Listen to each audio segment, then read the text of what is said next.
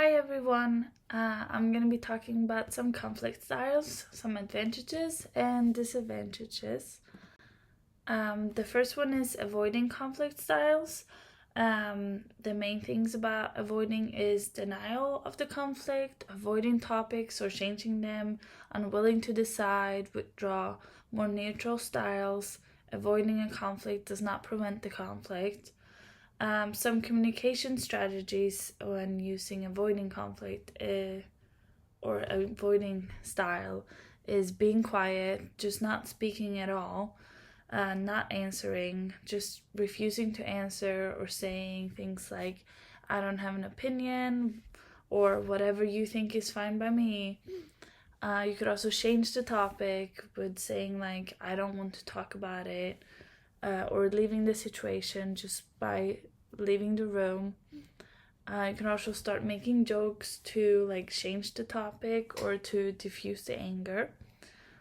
Changing the mood, maybe by smiling or start laughing.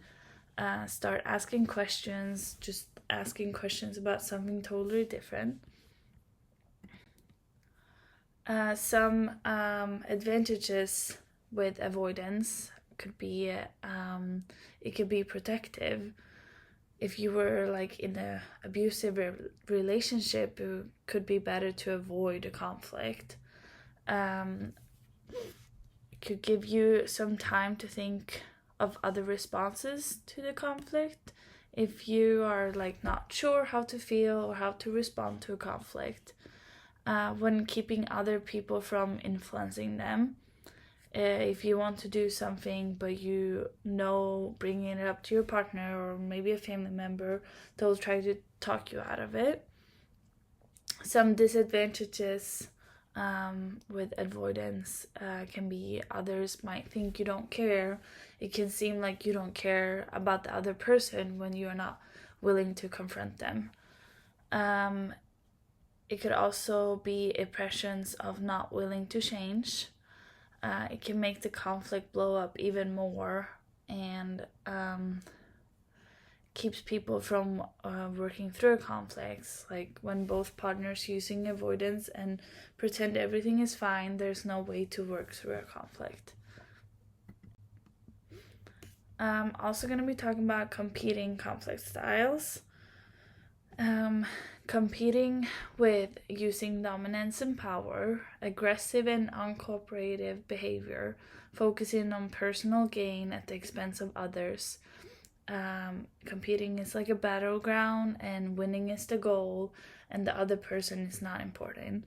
Using direct confrontation to gain power and being assertive.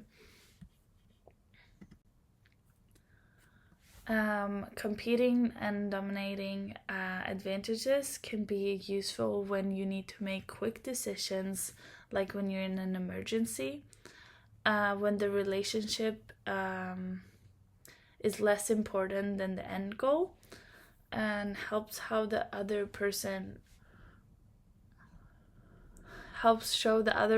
how important the issue is. Some disadvantages could be when the focus is the external goal, it can harm the relationship. Competing can take advantage of an unequal power dynamic. For example, one person is head on for the conflict and the other person is not sure they want to deal with the conflict. It's winning or losing. So it gives it only two options when the conflict could be more complicated and more complex than that.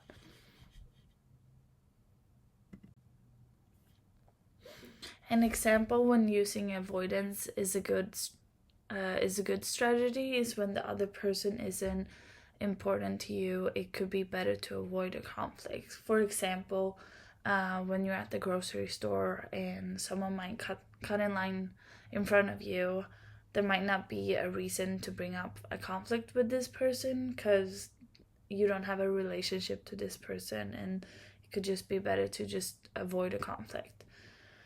An example when using competing is a good strategy is when a situation is unsafe and you need to make sure the other person know without engage or to find a solution.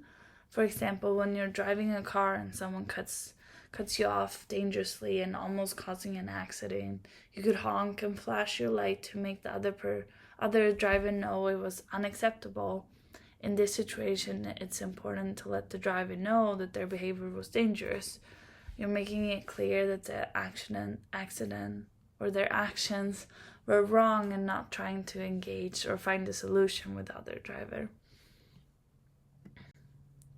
Situations when it's not good to use avoidance is when you avoid a conflict to protect the other person's feelings, but that will usually end up with an explosion or backlash. For example, you have a friend that keeps canceling plans on you, and you don't say anything because you don't want to make that friend upset.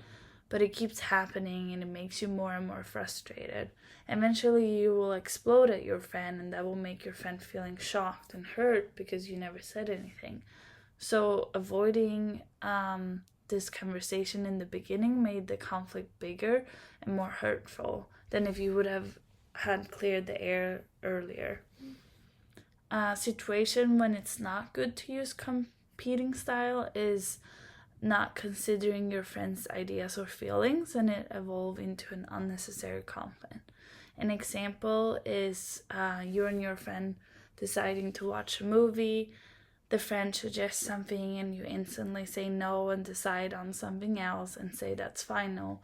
In this scenario, you don't consider your friend's ideas and don't discuss or try to compromise. This could evolve into an unnecessary conflict. Thank you for listening.